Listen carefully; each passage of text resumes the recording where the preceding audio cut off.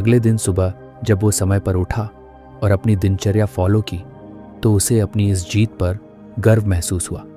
एक दिन जब वो शाम को किताब पढ़ रहा था, उसने उसमें लिखा देखा, discipline is choosing between what you want now and what you want most.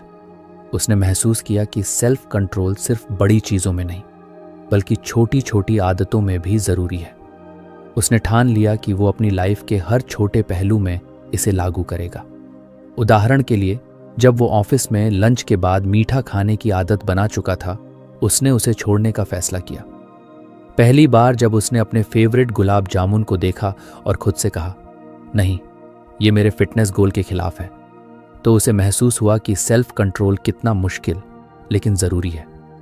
किताब में आगे लिखा था, the key to mastering self control is to remind yourself of your bigger goals whenever a temptation arises. Hrithik ने इस सलाह को अपने दिमाग में फिट कर लिया।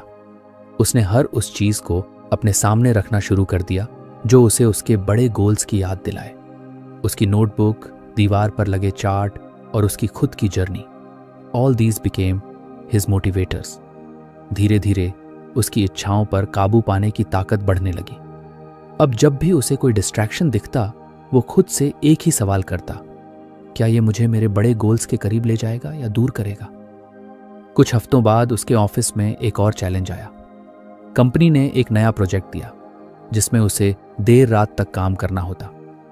पहले वो हमेशा ऐसे हालात में बहाने ढूंढता कि प्रोजेक्ट कैसे टाला जाए, लेकिन अब उसने सेल्फ कंट्रोल के साथ अपने समय को मैनेज करना सीखा। उसने अपने रूटीन को कुछ बदला ताकि प्रोजेक्ट के साथ साथ उसकी बाकी आदतें भी बनी रहें।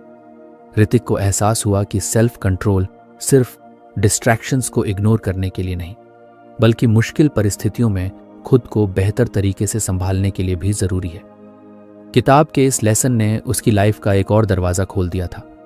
उसने महसूस किया कि जो लोग अपनी छोटी छोटी इच्छाओं को कंट्रोल करना सीख जाते हैं वही बड़ी बड़ी चीजें अचीव कर पाते हैं।